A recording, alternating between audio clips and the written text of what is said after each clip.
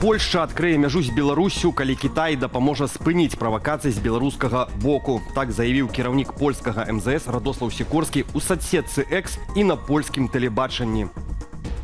У пытанні беларускай мяжы мы застаёмся непахіснымі. Калі Кітай дапаможа нам, як калісьці ўжо рабіў, спыніць беларускія правакацыі, то мяжа будзе адкрытая.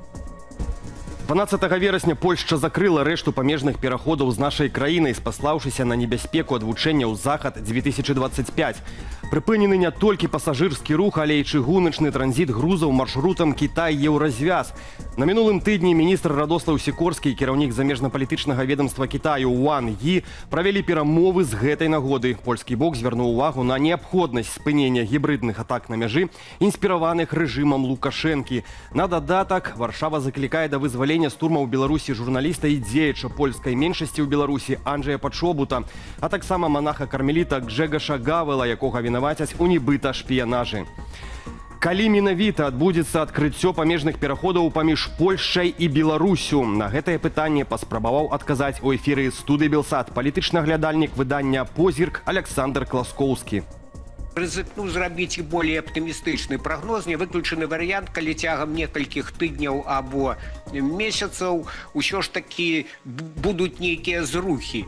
Глядзіце ж, вось, што тычыцца, напрыклад, Пачобута, што тычыцца гэтага польскага манаха Гаула, то Лукашенко, канешне, можа у сваёй манеры гэта зрабіць. Тут жа ідзе вялікі тренд перамоваў з амерыканцамі. І наколькі я ведаю, з такой інсайдерскай інфармацыі, Вашынгтон ставіць задачу да Новага года вызваліць усіх вось гэтых палітычных закладнікаў. Прычым Лукашенко і іншаземцаў у вялікай даволі колькасці выпускае.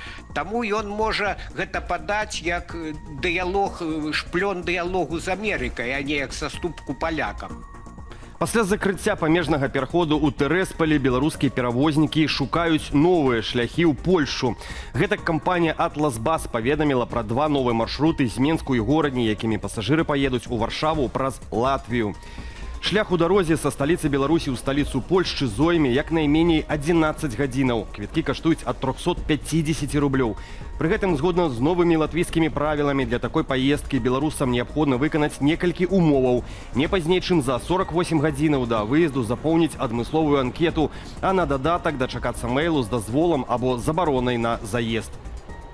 Цягнік Берасце-Менск вымушана спыніўся ў дарозе праз тэхнічную няспраўнасць. Пасажырам давялося чакаць наступнага цягніка гэтага маршруту на станцыі Коласава больш за гадзіну. Раней у прэсавай службе беларускай чыгункі паведамілі, што цягнікі «Штадлер» знялі з некаторых маршрутаў у сувязі з перабываннем на планавых відах рамонту. Гэтак у сталіцы электрацягнікі гарадскіх лініяў ад кампаніі «Штадлер» замянілі на электрычкі савецкіх часоў серыі ЭР-9. Дональд Трамп заблакаваў пакет вайсковай дапамогі Тайваню памерам больш чым 400 мільёнаў долараў. Меркавана гэта тлумачыцца тым, што прэзідэнт ЗША вядзе перамовы пра маштабную гандлёвую здзелку і магчымую сустрэчу з лідарам Кітая Сі Цзіньпінам, піша Washington Post са спасылкай на крыніцы.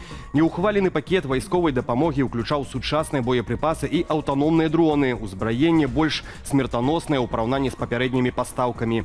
У Белым доме заявілі, што канчатковае рашэнне яшчэ не прынятая. Прадстаўніца Тайваню ў ЗША ад каментароў адмовілася. Зборная Беларусі па футболе апусцілася на 100-е месца ў абноўленым рэйтынгу FIFA. За першы месяц восені каманда страціла 3 пазіцыі. Радком вышэй ад беларускай каманды размешчаная зборная Палестыны. Нязначна саступае нашым футбалістам Таіланд.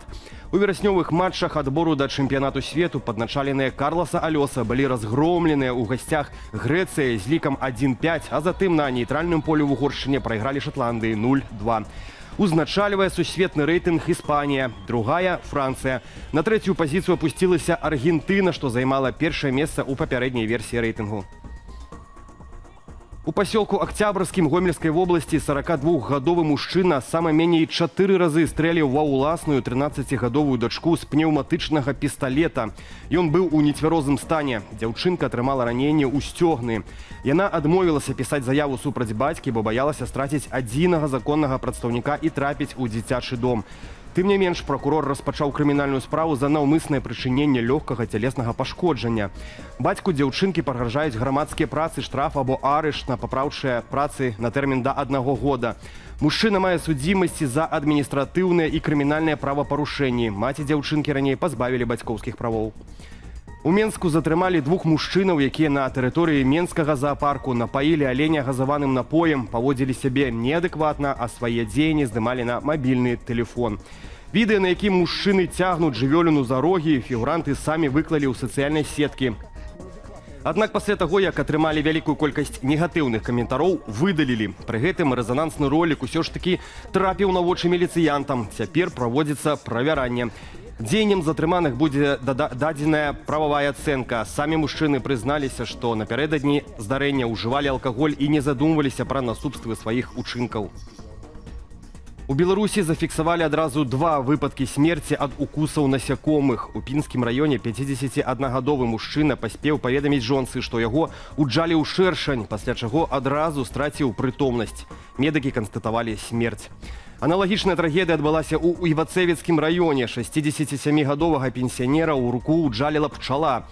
Мужчына дастаў джала, аднак праз непрацяглы час адчуў болю в обласці укусу. Дайшоўшы да машыны, ён упаў. Выратаваць яго не ўдалося. У абодвух выпадках смерць наступіла ад анафілактычнага шоку. Эксперты заклікаюць людзей з алергіяй своечасова кансультавацца з доктарам і мець пры сабе або сезонны прымаць антыгістамінныя прэпараты. Трагічнае здарэнне ў Бабруйску. Там падчас пракладвання ліўнёвай сістэмы загінуў 37гадовы рабочы. Грунт абрынуўся ў момант, калі мужчына быў у траншэі. Ягонае цела з-пад завалу дасталі калегі. Прыбылыя медыкі канстатавалі смерць. Цяпер следчыя высвятляюць прычыны і умовы, што правялі да гібелі.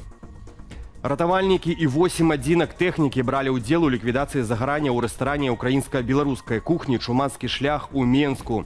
Як высветлілася, пры гатаванні ежы загарэўся алей у фрыцюрніцы без далейшага распаўсюджвання. На момант здарэння ў рэстаране былі 9 чалавек персаналу, якія самастойна пакінулі памяшканне. Ніхто не пацярпеў. А ў Магілёве працаўнікі МНС выратавалі 70гадовага мужчыну, у кватэры якога пачаўся пажар. Яго шпіталізавалі. Меркаваныя прычыны загарання – нясцярожнае абыходжанне з агнём. Як часта вы чулі фразу «які толк ад маленькага сабачкі». Аднак у сацыяльных сетках з'явілася відэа, якое гэтае пытанне цалкам здымае. У роліку ёркшырскі тэр'ер з зайздросным энтузіязмам дапамагае сваім гаспадарам капаць бульбу. На працу маленькага памочніка глядзім разам без каментара.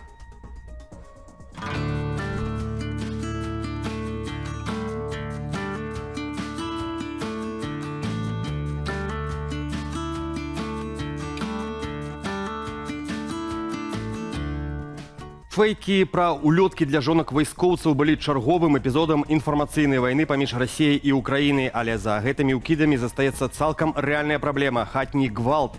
Чаму яго рост бачны і ў Расіі, і ва Ўкраіне, і ў беларускай дыяспары, але паўсюль ён замоўчваецца. Аўтарская калонка Насты Захарэвіч пра тое, як вайна і крызісы б'юць у самых безабаронных. Расія і Украіна зноў абмяняліся інфармацыйнымі атакамі. У інтэрнэце з'явіліся нібыта інструкцыі для жонак вайскоўцаў, як перажыць хатні гвалт. Парады з гэтых фейкаў жудасна цяжка ўявіць. Маўляў, увайдзіце ў становішча агрэсіўнага мужа, маскіруйце сінякі касметыкай, не распавядайце іншым. Але за гэтымі прапагандысцкімі гульнямі хаваецца рэальная праблема – рост хатняга гвалту. Як заўважае Наста Захарэвіч, у крызісы ён узрастае паўсюль. У Беларусі, у нашай дыяспары за мяжой, у Расіі і Украіне. Захарэвіч падсумоўвае, замоўчванне і маніпуляцыі не набліжаюць ні перамогі, ні зменаў. А ў той час, як прапагандысты фабрыкуюць фейкі, рэальныя жанчыны жывуць з рэальнаю бядою. Усе падрабязнасці шукайце ў аўтарскай калонцы Насты Захарэвіч на belsat.eu. Больш поўная інфармацыйная карціна дня ў вечаровым эфіры аб'ектыву і студыі Белсат. Я ж з вамі развітваюся, ды заклікаю падпісвацца на сацыяльныя сеткі Белсату і да актыўнасці пад гэтым выданнем у Ютубе. Аднак памятайце пра бяспеку, беражыце сябе і заставайцеся з Белсатам.